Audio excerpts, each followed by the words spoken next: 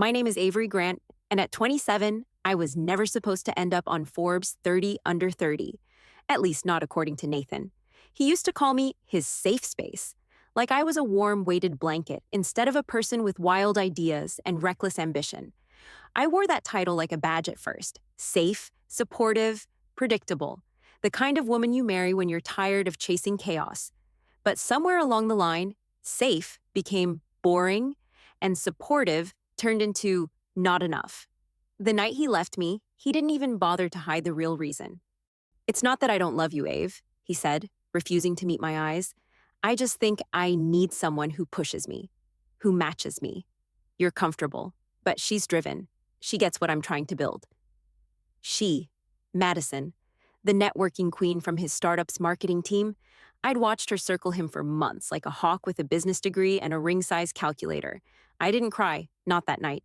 Not even when he packed up his clothes into that pretentious vegan leather duffel she probably picked out for him. I stood in our tiny kitchen, my hands gripping the edge of the counter, while he explained like I was a board meeting, why I wasn't ambitious enough for the future he envisioned, the future we used to plan together.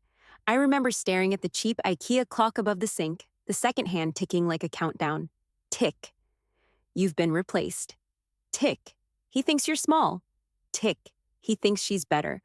When the door finally shut behind him, I exhaled for the first time in what felt like hours. Not a sob, not a scream, just one long, shaking breath that tasted like betrayal and cold lasagna.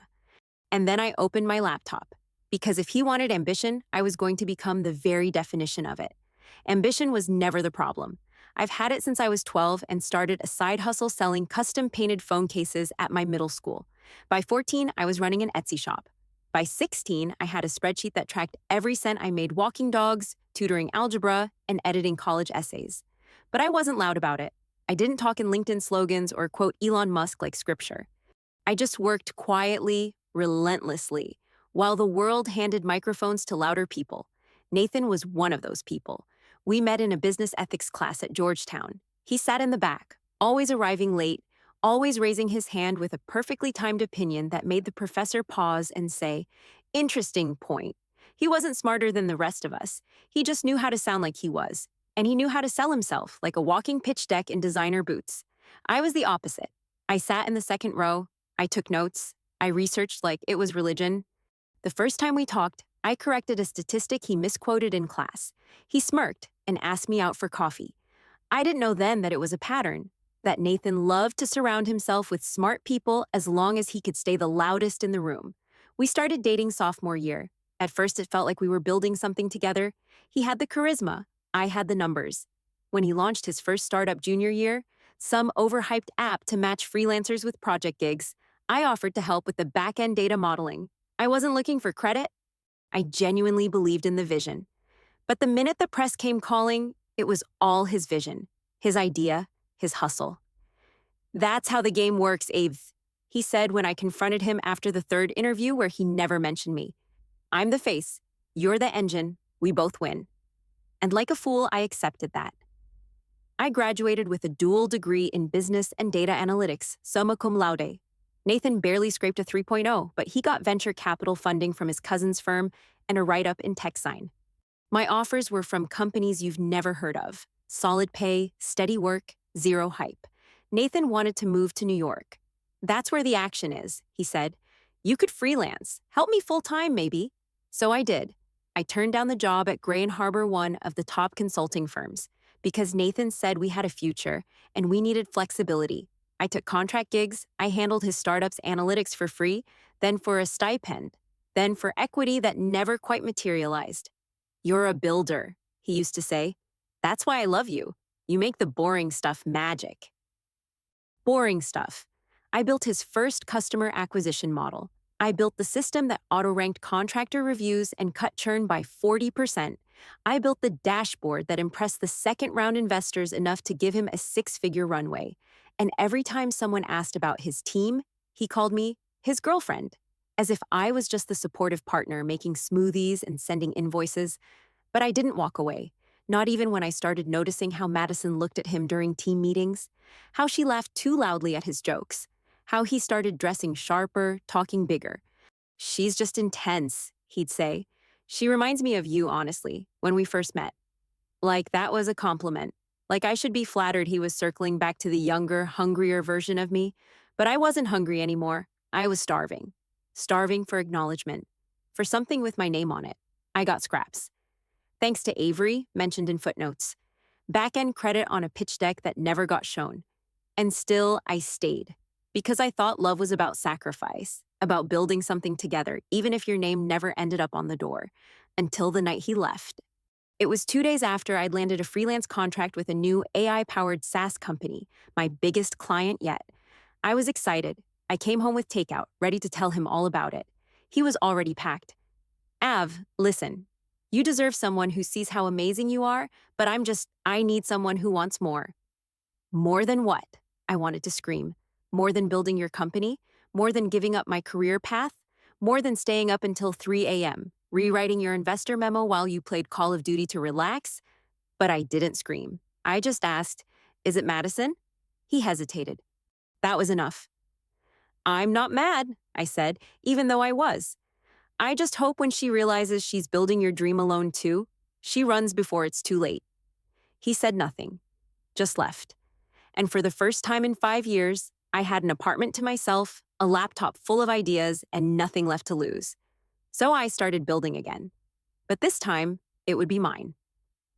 The first week was a blur of silence. I worked in 12-hour stretches, barely leaving the apartment except to restock my cold brew stash and whatever was easy to microwave.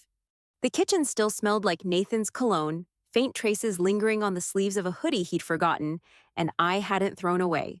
Not yet. Maybe I needed it to stay angry. Or maybe some part of me still wanted to believe this was just a bad dream I'd wake up from. But it wasn't a dream. It was real. He had left, not just for someone else, but for someone he considered better, more ambitious. That phrase circled my mind like a vulture, as if ambition was a competition. As if all the quiet ways I'd worked, sacrificed, and supported him had counted for less because I didn't dress like a tech influencer or post motivational quotes on Instagram. I remember sitting on the floor of my studio apartment, the carpet frayed from years of foot traffic, and pulling up an old Google Doc I'd titled Concepts Private. It was a graveyard of half-started ideas I never had time to finish. Tools, apps, market research models, API ideas for underserved industries. Most of them were solid, some were honestly brilliant, but I'd always put them aside, for Nathan's deadlines. For his vision, not anymore. I started small. I picked the idea I'd called Pulse Track, a behavioral analytics engine that helped small e-commerce businesses track customer flow in a non-invasive, privacy-compliant way. Something I had dreamed about during my freelance work. Every client complained about user drop-off, but had no data to back up when, why, or how customers disappeared. I coded for 16 hours straight that first night, slept for 3, woke up and started again. By the end of the week, I had a prototype, but I also had doubt. Every time I hit run, I half expected the program to crash. Every time I emailed a potential beta tester, I assumed they'd laugh at me, or worse, ignore me. Because who the hell was I now? Just a woman scorned, living off expired Thai food and ambition. I didn't tell anyone what I was doing. Not even my best friend Mika, who FaceTimed me twice a day like she was afraid I might stop existing if she didn't. You look like a raccoon with a coding addiction, she said one morning, narrowing her eyes at my disheveled bun and oversized hoodie. Thanks, I muttered, sipping coffee like it was medicine. What are you building? I hesitated. Then I said, something that proves I'm not the girl he left behind. Her face softened. Screw that guy, but okay. Send it to me when you're ready. You're telling me first when you launch, right? I nodded, but I wasn't sure I believed I'd ever get there. Because the thing no one tells you about rebuilding from nothing is that the silence gets to you. Not just the absence of another person, but the absence of external validation. No one cheering you on, no one asking how it's going. No deadlines but your own, no guarantees, just your idea, and your belief in it. And when that belief falters, which it will, you have to become your own cheerleader, your own hype woman, your own damn investor. I started pitching, cold emails, Slack groups, LinkedIn DMs. 90% of them got ignored. The rest gave me polite, thanks, but we're not looking right now. Still, I kept going. And slowly, the universe responded. My first beta tester was a tiny Shopify store selling handmade dog treats. The owner, Lisa, said she didn't understand analytics but liked my tone in the email. "You didn't talk to me like I was stupid," she said. Her store's conversion rate increased by 12% in the first week using PulseTrack. That was the spark I needed. By month 2, I had 6 beta users, then 15. I built dashboards, wrote documentation, and posted case studies. I taught myself email marketing from YouTube. I cold emailed a micro VC firm in Seattle and got a reply from an associate who said, "Honestly, your deck was cleaner than half the Series A pitches I've seen this month." He didn't offer me money, but he offered to intro me to someone who might.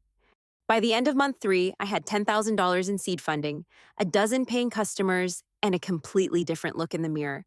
I didn't recognize myself, and that was a good thing, because the woman in that mirror was dangerous. She wasn't waiting to be chosen anymore. She wasn't waiting to be seen. She was the storm, but that didn't mean the past didn't haunt me. One night, a mutual friend sent me a screenshot from Madison's Instagram. It was a picture of her and Nathan at a rooftop launch party, flutes of champagne in hand. The caption read, "Behind every great man is a woman who believed in his dream, and sometimes beside him too." I laughed out loud, a hard, hollow sound, because for years I had been that woman. But I hadn't made it to the photo. That moment burned, not because I wanted Nathan back, I didn't, but because it made clear just how disposable I'd been in his version of success. And I promised myself, right then, that I would build something no one could edit me out of. Success didn't happen all at once. It crept in. The kind of success that comes not with applause, but with spreadsheets, numbers that climb, conversions that double, revenue that snowballs while you're still pulling all-nighters. PulseTrack grew fast. Too fast, honestly. I was still the only person writing code, fixing bugs, answering customer emails, pitching VCs, and building landing pages at 3 a.m. with leftover ramen on my lap. But for the first time, exhaustion felt like momentum. It felt earned. It felt like I was living my own narrative, finally. Then came the email that changed everything. It was from a journalist at Tech Frontier, a rising industry publication known for spotting early-stage SaaS breakouts. The subject line read, "Saw what you're doing with PulseTrack. Want to talk?" I remember blinking at the screen, rereading it 3 times to make sure it wasn't spam or a prank. We scheduled a Zoom interview for the following week. I scrubbed my apartment like it mattered and did my hair for the first time in weeks. The article dropped 10 days later under the headline, "The Quiet Founder Revolutionizing E-Commerce Behavior Tracking." They called me a founder to watch. They called PulseTrack an elegantly ruthless tool that punches above its weight. They called me refreshingly unpolished. That last one stuck with me. Unpolished, unfiltered, unbothered. I could live with that. The feature brought in a wave of new users, not thousands, but enough to feel the shift. Tech recruiters started sliding into my inbox. Investors who'd ghosted me months earlier circled back. It wasn't just buzz, it was leverage. I hired 2 part-time developers and a product designer. Mika came on as my operations lead, finally ditching her toxic corporate job for a startup that actually valued her brain. We rebuilt PulseTrack from the ground up. Smarter UI, cleaner integrations, better client onboarding. Within 6 months, we were serving over 300 paying businesses across 22 states. And that's when Forbes emailed. The message was short, simple. "Avery, your name was submitted for our annual 30 under 30 list in the enterprise tech category. Can you speak next week?" I stared at the screen for what felt like a full minute before rereading it aloud. Submitted? Wait, who submitted me? Turns out it was Lisa, my very first user, the one with the dog treat shop. She'd read the Tech Frontier article and sent in a nomination form with screenshots of her business growth. "She believed in you before the headlines," Mika said, grinning. "I didn't even know you could nominate people like that." "Apparently, you can." The interview went well, but I didn't let myself hope not really. I told myself not to care, that I didn't need a list to validate what I'd built. But of course I cared, because deep down, part of me still wanted that moment. That shining, undeniable proof that everything I'd poured into this every sleepless night, every humiliation, every whispered doubt had meant something. The announcement came on a Thursday morning. Mika burst into my room screaming before I'd even opened my laptop. "You made it! You made the damn list!" I didn't cry right away. I just stared at the page, my face, my name, my company, sitting beside other founders and investors I had admired from a distance for years. And then, yeah, I cried, but only for a minute. Because I had a press conference to prep for. 2 days later, I got a DM from Nathan. Of course. Hey, saw your Forbes thing. Damn, super proud of you. You always had it in you. Guess I just didn't see it then. I stared at his message for a full minute. My stomach didn't twist. My throat didn't tighten. The reaction I expected, the one I feared, never came. I felt nothing. No, that's not true. I felt clarity. So I typed back, "You didn't see it because you weren't looking. Glad you're watching now. Take care." Then I archived the chat, but fate wasn't done. Because 2 weeks later, I got invited to speak on a founder panel at a mid-sized tech conference in Brooklyn. The topic, the rise of founder-led SaaS, from scrappy to scale. Guess who else was on the panel lineup? Nathan, now co-founder of his new startup with Madison, some AI-based recruiting tool that sounded exactly like 3 other companies already on the market. I laughed. Then I accepted the invitation. When I walked into the conference hall that morning, I didn't recognize him at first. Not because he looked different, but because I felt different. Taller somehow, fuller. Like I finally occupied all the space I used to shrink inside of. He spotted me near the stage, did a double take. "Avery," he said, approaching, hands half in his pockets like he wasn't sure how to carry himself. "This is unexpected." "I get that a lot," I smiled. He looked at the badge around my neck, the one that read, Avery Grant, founder and CEO, Pulse Track, for Forbes, 30 under 30. There was a flicker in his eyes, recognition, regret, maybe a little fear. Madison joined him a second later, her smile tight, her voice sweet. "Congrats on all your success, Avery. We've been keeping up." "Appreciate that," I said coolly. Always good to see familiar faces. The panel began. We each gave short intros. Nathan launched into his typical pitch buzzwords, swagger, and plenty of self-promotion. When it was my turn, I kept it simple. "I'm Avery Grant. I built PulseTrack after realizing most small businesses don't need louder marketing, they need smarter insight. We track behavior so you don't have to guess what your customers want." Pause. Then I added, "I used to work behind the scenes on someone else's dream." Until I realized no one was coming to give me permission to build my own. The moderator raised an eyebrow. Nathan looked straight ahead. After the panel, a line formed. Attendees wanted to talk to me, investors, reporters, a few college students who said, "Your story hit different." Nathan stood off to the side, no one approaching him. Eventually, he and Madison slipped away. I watched them leave without a word, not out of malice, but because my life no longer revolved around who had once failed to see my worth. The sweetest revenge wasn't proving him wrong. It was proving myself right, and I had, in headlines, in revenue, in resilience. I didn't need to walk over anyone to rise, I just needed to stop waiting for permission.